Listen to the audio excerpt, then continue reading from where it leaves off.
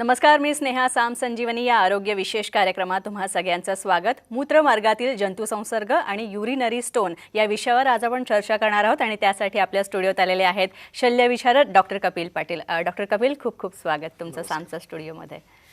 सरांशी चर्चा करणार आहोत, मात्र त्याआधी सरांची थोडक्यात ओळख करून देते। डॉक्टर कपिल पाटील हे शल्यविशारद तज्ञ म्हणून गेली अनेक वर्ष कार्यरत आहेत या क्षेत्रामध्ये। तसंच डॉक्टर कपिल पाटील यांनी यूरोलॉजी या क्षेत्राचा गेल्या अनेक वर्षांचा अभ्यास आहे त्यांचा, तसंच या क्षेत्रामध्ये त्यांचा अनुभव सुद्धा आहे।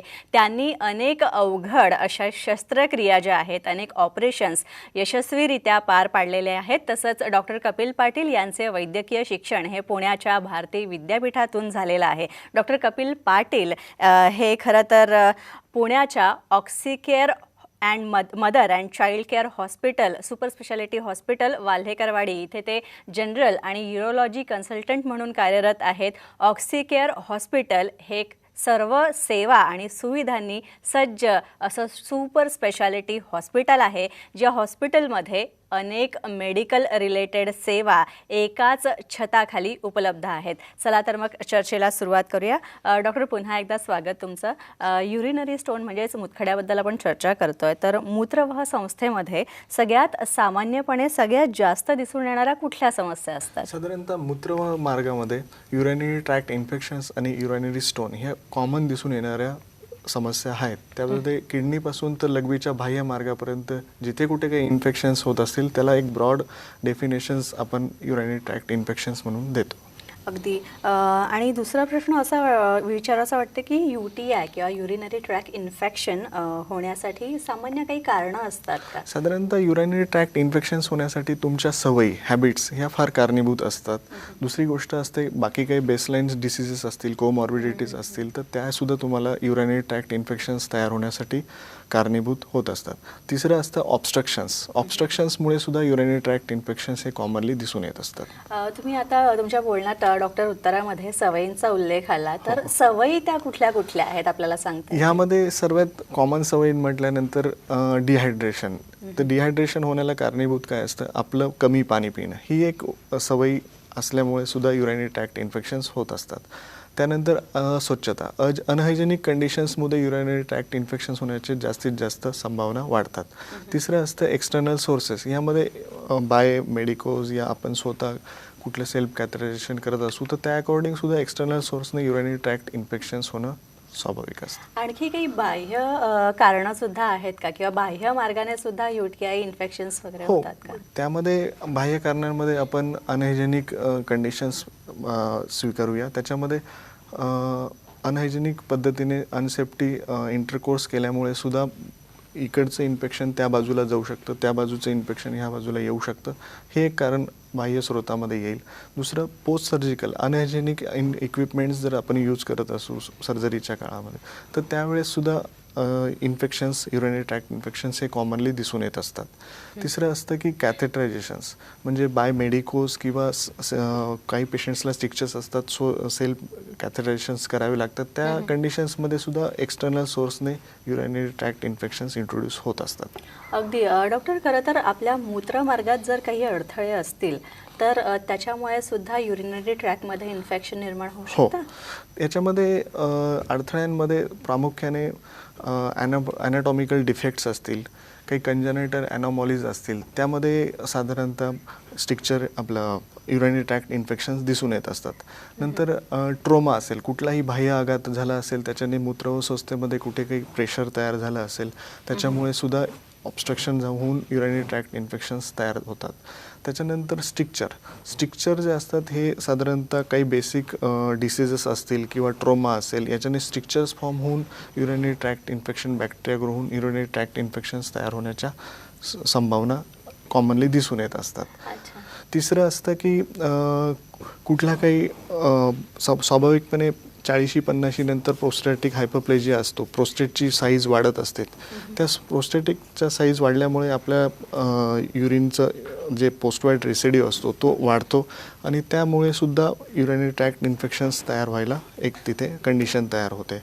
दुसरं असतं बॉडीमध्ये कुठे काही ट्युमर तयार होत असेल, तो मूत्र व संस्थेवरती प्रेशर तयार करत असेल, त्या प्रेशरमुळे सुद्धा मूत्र व संस्था कुठेतरी दाब येऊन स्ट्रिक्चर्स फॉर्म होऊन आपल्याला युरिनरी ट्रॅक्ट इन्फेक्शन्स होऊ शकतात. तिसरं असतं की ऑब्स्ट्रक्शन्सला कारणीभूत असतात स्टोन.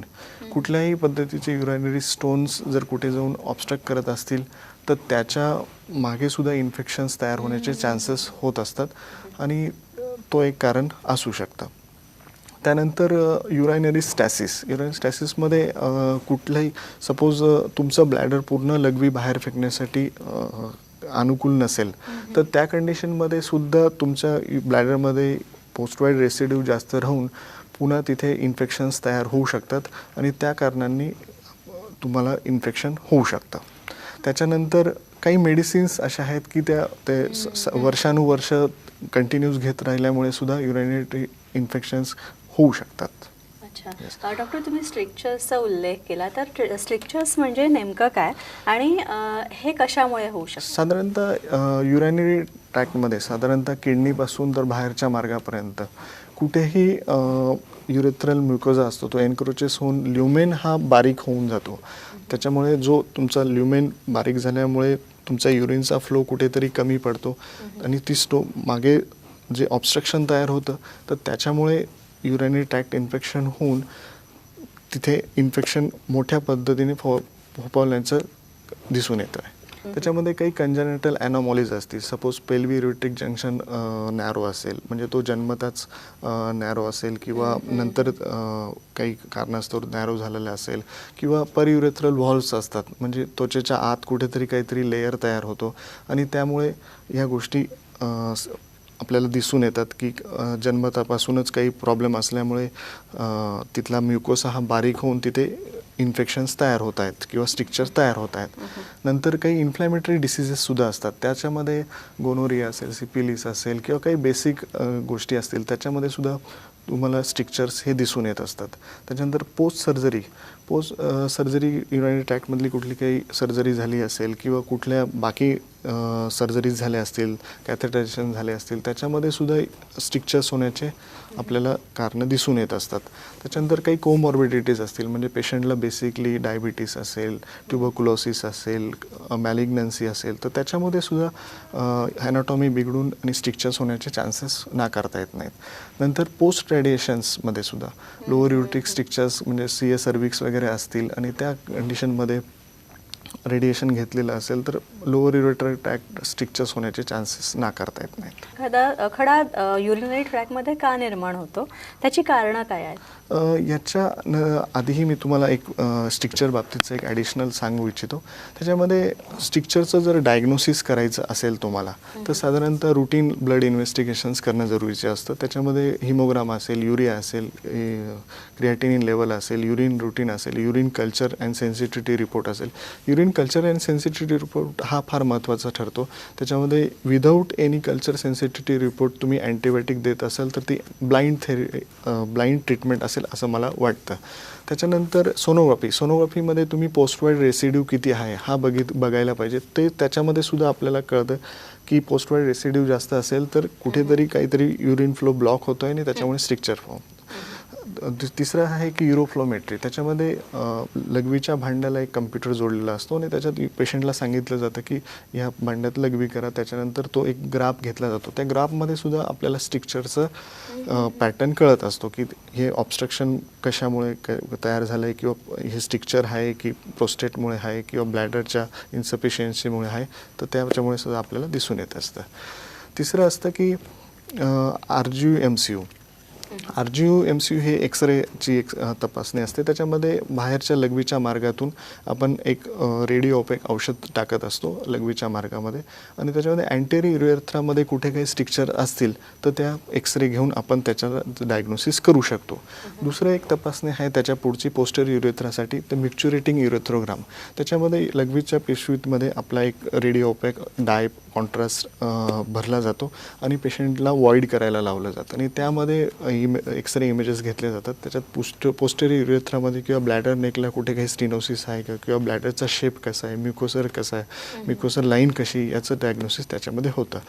नंतर किडनीपासून तर ब्लॅडरपर्यंतचे स्ट्रिक्चर्स किंवा काही कुठल्या पॅथॉलॉजीज असतील तर ते आपल्याला CT स्कॅनमध्ये सुद्धा डायग्नोस्टिक पद्धतीने बघता येतात. MRI सुद्धा त्याच्यासाठी हेल्पफुल ठरत असतो. अगदी. डॉक्टर, एक कॉलर आपल्याबरोबर जोडले गेलेले आहेत. डॉक्टरांना प्रश्न विचारा. हा, माझा प्रश्न असा होता की ऑक्सिकेअर मध्ये हे सगळे ऑपरेशन्स होतात का? हो, ऑक्सिकेअर हॉस्पिटलमध्ये ह्या पद्धतीचे सर्व प्रकारचे ऑपरेशन्स आम्ही करत असतो. आमची टीम आहे तिथे, सर्व अरेंजमेंट होते आणि ह्या पद्धतीचे सर्व ऑपरेशन्स तिथे होतात. ओके. डॉक्टर, खरं तर आता आपण स्टोनविषयी बोलूया. तर स्टोन होण्याची कारणं काय आहे नेमकी? साधारणतः आपल्या किडनीचं कार्य काय आहे की किडनीचं कार्य म्हणजे शरीरातील मेटाबॉलिक वेस्ट बाहेर काढणं किंवा रेड ब्लड सेल्स तयार करणं किंवा हार्मोनल बॅलन्स ठेवणं, बॉडीचं फ्लुइड बॅलन्स ठेवणं, या पद्धतीचे कार्य किडनीचे आहेत. परंतु याच्यामध्ये कुठेही काही डिस्टर्बन्स होऊन जर शरीरात मिनरल्स किंवा सॉल्ट डिपॉझिटेड होत असतील तर ते किडनीच्या तिथे डिपॉझिट होतात आणि त्या पद्धतीने स्टोन होण्यास कारणीभूत ठरत असतात. नक्कीच. डॉक्टर, त्याच्यानंतर अजून एक आहे की काही डिसीजेस आहेत ज्याच्यामध्ये हायपर पॅराथॉयरॉइडिझम म्हणून एक असतं की हार्मोनल इम्बॅलन्समुळे हायपर पॅराथॉयरॉइडिझम होऊन सुद्धा स्टोन होण्यास कारणीभूत ठरू शकतं. त्याच्यानंतर व्हिटॅमिन Aची डेफिशियन्सीसुद्धा स्टोन होण्यासाठी कारणीभूत ठरू शकते. नंतर युरॅनरी स्टॅसिस, काही डायबिटीज वगैरे ह्या पॅथॉलॉजीजमध्ये सुद्धा काही पसप्लेक्स तयार होऊन स्टोन होऊ शकतात. अगदी. यानंतर डॉक्टर आणखीही प्रश्न आपण घेणार आहोत, मात्र त्याआधी साम संजीवनीमध्ये एक छोटासा ब्रेक घेऊयात.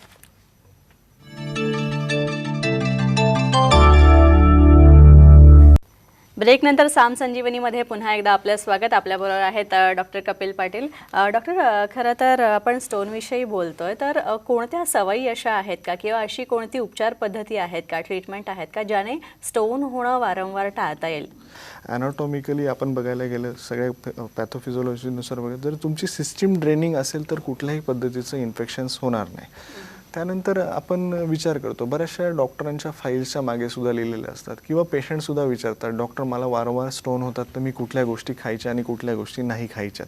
याच्यामध्ये मला असं वाटतं की तुम्ही तुमचं डाएट जर संतुलित ठेवला, सगळ्या टाईपचे फूड पदार्थ तुम्ही व्यवस्थित प्रमाणात घेत असला, कुठल्याही पद्धतीने अतिसेवन करत नसाल तर आय थिंक स्टोन व्हायला कुठलंही काही कारण निर्माण होऊ शकत नाही. त्याच्यामध्ये सपोज काही लोकांचं असं म्हणणं असतं की बियांचे पदार्थ अवॉइड करा. साधारणतः आपण दररोज बियांचे पदार्थ खातो का, त्याच्याकडे आपण लक्ष द्यायला पाहिजे. असं सपोज आपण एक टोमॅटो पकडूया, टोमॅटोमध्ये बिया असतात म्हणून टोमॅटो स्टोनवाल्या पेशंटने खायचाच नाही. सपोज एखाद्या पेशंटला डायबिटीसही असेल, स्टोनचाही त्रास आहे, अस्थमाही असेल, तर आपण एक लिस्ट केली तर त्या माणसाने मग खायचं काय, असा प्रश्न निर्माण होईल. तर त्यामध्ये मला असं वाटतं की आणि टोमॅटो पकडला त्याच्यामध्ये बिया आहेत म्हणून सोडला तर टोमॅटोमध्ये बाकी काही आपले जीवनसत्व नाही आहेत का, त्याची कमतरता नाही भासू शकत का. तर मला तरी वाटतं की यामध्ये जरा सायंटिफिकली अजून रिसर्च होणे जरुरीचे आहेत आणि आय थिंक संतुलित डाएट ठेवणं तुमचं जरुरीचं आहे. त्याच्यामध्ये डेली एक्सरसाइज करणं, डेली हायड्रेट राहणं, ह्या गोष्टी करणं मला हे वाटतं. आणि त्यानंतर सुद्धा जर तुम्हाला स्टोन होत असतील तर आय थिंक तुम्ही वर्ष, 1.5 वर्ष, 2 वर्षाला जरा इन्व्हेस्टिगेट करून घेतलं पाहिजे. सहसा मी माझ्या पेशंट्सला सांगतो की तुमच्या वाढदिवसाच्या दिवशी अजून एक गिफ्ट घ्या, त्याच्यामध्ये एक सोनोग्राफी करून घ्या, म्हणजे तुम्हाला कळेल की हा स्टोन किती साईजचा आहे, काय साईजचा आहे किंवा स्टोन आहे की नाही आहे.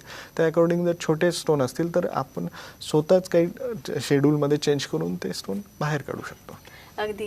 डॉक्टर, खरं तर स्टोनचं निदान जर करायचं असेल तर त्यासाठी कोणत्या चाचण्या करता येतात? त्याच्यामध्ये सहसा आपण जनरल रुटीन लॅब्स असतात, urea, create, haemogram, urine routine, ह्या पद्धतीच्या तपासण्या असतात. त्याच्यामध्ये युरिया क्रिएट लेवल ही नॉर्मल असेल तर टेन्शन घेण्याचं काही कारण नाही.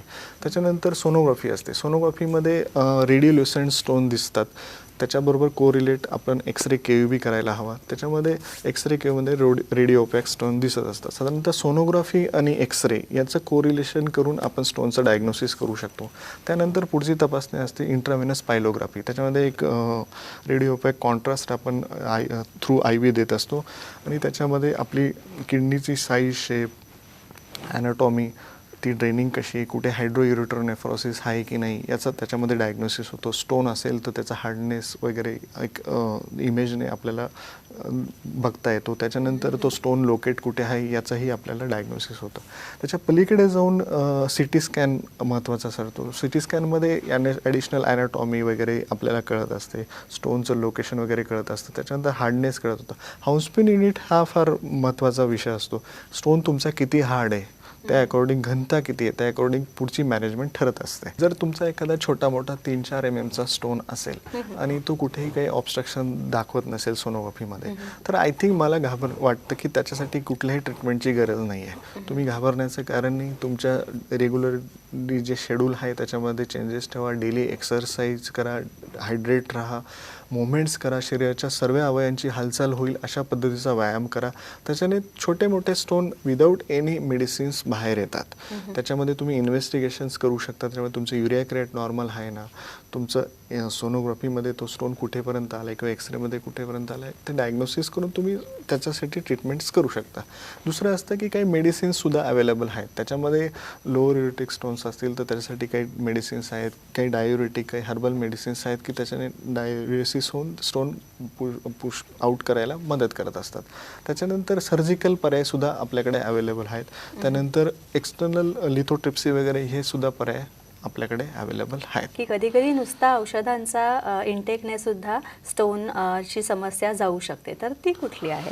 साधारणतः सपोज लोअर युरेटिक स्टोन आहे आणि तिथे एक 5-7 mm स्टोन आहे आणि त्याच्याने बाकी काही फरक म्हणजे युरिया क्रिएट वगैरे याच्यावर फार काही जास्त फरक पडलेला नसेल, तर काही अल्फा वॉकर म्हणून औषधं आहेत की जे लोअर युरेटरला थोडं डायरेटेशन्स करतात आणि डायुरेटिक औषधं असतात, काही सूज उतरणारी औषधं असतात. तर ह्या सगळ्या औषधांचा उपयोग केल्याने सुद्धा लोअर युरेटेक्समधले स्टोन बाहेर निघू शकतात. दुसरे काही हर्बल मेडिसिन्ससुद्धा आहेत की ज्याच्याने तुम्ही आयुर्वेदिक मेडिसिन्स आहेत, होमिओपॅथी मेडिसिन्स आहेत की त्याच्याने स्टोन ज्या ज्या पॅथींचा उल्लेख असेल किंवा ज्या रिसर्चने काही डॉक्टर्स छानपैकी छोटे मोठे स्टोन बाहेर काढून देत असतात. कोणत्या पॅथीची औषधं स्टोन बाहेर करण्यासाठी सक्षम आहेत जास्त? मला असं वाटतं की पॅथीच्या बाबतीत बोलण्या इतपत मी तेवढा सक्षम नाही. प्रत्येक पॅथीचे स्वतःचे काही रिसर्च आहेत, स्वतःचे काही मेडिसिन्स आहेत, ते ज्या त्या पद्धतीने उपयोग करत असतात आणि आय थिंक त्यांचा उपयोगी होत असेल. तर मला असं वाटतं की तुम्ही कुठल्याही पॅथीची ट्रीटमेंट घेताय तो तुमचा स्वतःचा प्रश्न आहे, परंतु जी काही ट्रीटमेंट घेताय तर त्याचा तुम्हाला ॲडव्हान्टेज मिळतो आहे का, तुम्हाला काही त्याच्याने साईड इफेक्ट्स होत नाही आहेत ना, ते बघायला पाहिजे. त्याच्याने ॲडव्हान्टेज मिळत असताना डिसॲडव्हान्टेज ही होत नाही आहेत ना, हे आपण वेळोवेळी रेग्युलर चेकअप्स करून आपण डिसाईड करायला पाहिजे. त्याच्यामध्ये तुम्ही वेगवेगळ्या पद्धतीनेही सगळ्या ह्या पद्धतीचा विचार करू शकता. अगदी नक्कीच. डॉक्टर, एक कॉलर आपल्याबरोबर जोडले गेलेत. हॅलो, तुमचा प्रश्न विचारा. मॅडम, माझा असा प्रश्न होता, किडनी स्टोनची ट्रीटमेंट इन्शुरन्समध्ये कव्हर होते का आपली? साधारणतः तुमचा इन्शुरन्स जर मॅच्युअर असेल, साधारणतः 2 वर्षानंतरची जर तुमची पॉलिसी असेल, तर I think all type of stone related surgery त्यामध्ये कव्हर होतात. अगदी. आणि डॉक्टर, खरं तर Oxicare mother and child super speciality hospital आहेत, ते सुद्धा प्रोव्हाइड करतात या प्रकारची सुविधा, तर त्याबद्दल थोडंसं सांगा. बऱ्याचशा ह्या स्टोनच्या सर्जरी असतील, पेशंटचा इन्शुरन्स जर मॅच्युअर्ड असेल ना, तर कुठल्याही पद्धतीचा इन्शुरन्ससाठी प्रॉब्लेम्स येत नाहीत. शेवटी तो पेशंटचाही हक्क आहे की त्यांचं सगळे सर्जरीज इन्शुरन्समध्ये कव्हर होऊन जावं. अगदी. आणि परत डॉक्टर, आपण स्टोन विषयी डिस्कस करूया की स्टोन बाहेर काढण्यासाठी कोणत्या प्रकारच्या सर्जरीचे पर्याय उपलब्ध आहेत? साधारणतः जर स्टोनच्या लोकेशनवरती सर्जरीज डिफरंट असतात. साधारणतः ओपन सर्जरीसुद्धा स्टोनसाठी करतात. त्याच्या पायामध्ये नेफ्रोलिथोटॉमी असेल, पायलोलिथोटॉमी असेल, त्याच्यानंतर ओपन ब्लॅडर स्टोन्स असतील, URS असेल, PCNL असेल, RIRS असेल, लिथोट्रिप्सी असेल, ह्या टाईपचे सर्जरिकल ऑप्शन्स आपल्याला उपलब्ध आहेत. अगदी आता URSच्या बाबतीत बोलायचं झालं डॉक्टर, तर यामध्ये कोणते स्टोन बाहेर काढले जातात? साधारणतः URS म्हणजे युरोट्रोस्कोपी. त्याच्यामध्ये UVJ पासून तर PUJ पर्यंत म्हणजे किडनीच्या मुखापासून तर ब्लॅडरच्या जिथे पाईप ओपन होतो तिथपर्यंतचे ऑब्स्ट्रक्टिव्ह स्टोन याच्यामध्ये क्लिअर केले जातात. साधारणतः जर युरेटर टाईट असेल तर त्यावेळेस फक्त स्टेंट टाकून बाहेर आलं जातं आणि दुसऱ्या स्टेजमध्ये तो स्टोन क्लिअर केला जातो. अगदी डॉक्टर, एक अगदी कमी वेळ राहिलेला एक महत्त्वाचा प्रश्न विचारते, तो म्हणजे लिथोट्रिप्सी म्हणजे काय आणि ती कुठे केली जाते? साधारणतः लिथोट्रिप्सी म्हणजे किडनीतल्या स्टोनसाठी केली जाते, परंतु त्याच्यामध्ये ही जर CT स्कॅनचा रिपोर्ट बघून आपल्याला ठरवता येतं की तो स्टोनची घनता किती आहे. जर तो हाऊस स्पिन युनिट त्याचा 1000च्या अराउंड असेल तर तो स्टोन लिथोट्रिप्सीमध्ये क्लिअर केला जातो. अगदी. आणि दुसरी एक गोष्ट म्हणजे युरिनरी स्टोनसाठी लेझर ट्रीटमेंट जी आहे ती नेमकं त्याचं वर्णन कसं करता येईल, आणि दुसरी गोष्ट म्हणजे ती कुठे इंडिकेट आहे आणि कुठे अनइंडिकेट आहे? साधारणतः प्रत्येक पेशंटचं असं म्हणणं असतं की माझी सर्जरी लेझरने करून द्या, परंतु लेझरसाठी सुद्धा तुम्ही विचार करताना तो लेझर यूज करायचा की नाही करायचा हे तुम्ही तुमच्या ट्रीटिंग डॉक्टरांवरती सोडा. ते ठरवतील की कुठे लेझर यूज करायचा आणि कुठे नाही करायचा. बऱ्याचशा पेशंटचा आग्रह असतो की डॉक्टर मला लेझरनेच ट्रीटमेंट करून द्या. तर त्याच्यामध्ये जर तुमचा स्टोन फारच एम्बेडेड असेल, वॉलमध्ये रुतलेला असेल, तर त्याच्यामध्ये लेझर ट्रीटमेंटने टिश्यू डॅमेजिंग पण होऊ शकतात. त्याच्यामुळे तुमचे डॉक्टर्स ठरवतील की तुम्हाला कुठे म्हणजे लेझर यूज करायचा आहे किंवा नाही करायचा आहे. तर आय थिंक ते तुम्ही डॉक्टरांवर. आणि अगदी एक शेवटचा प्रश्न विचारते, तो म्हणजे कोणत्या प्रकारच्या वाढलेल्या प्रोस्टेटसाठी शस्त्रक्रिया अगदी गरजेची असते? याच्यामध्ये सर्वात पहिली गोष्ट, प्रत्येक पुरुषामध्ये प्रोस्टेट असते आणि साधारणतः स्वाभाविकपणे साधारणतः 40-50 नंतर काही पेशंट्समध्ये प्रोस्टेटची वाढ होत असते.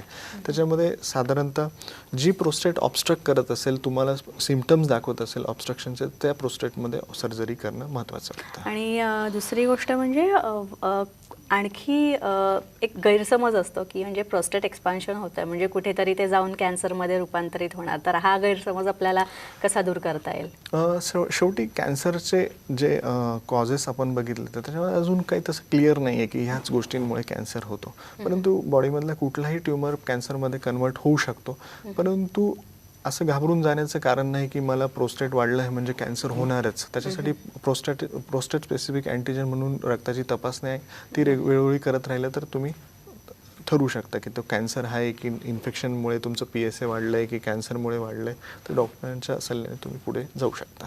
नक्कीच डॉक्टर, तुम्ही इथे आलात आणि याविषयी मार्गदर्शन केलं त्याबद्दल खूप खूप धन्यवाद. नमस्कार. यानंतर साम संजीवनीमध्ये आपण इथेच थांबतोय. पुन्हा भेटूया नवीन विषयांसह आणि नवीन तज्ज्ञांसह. तोपर्यंत नमस्कार. नमस्कार.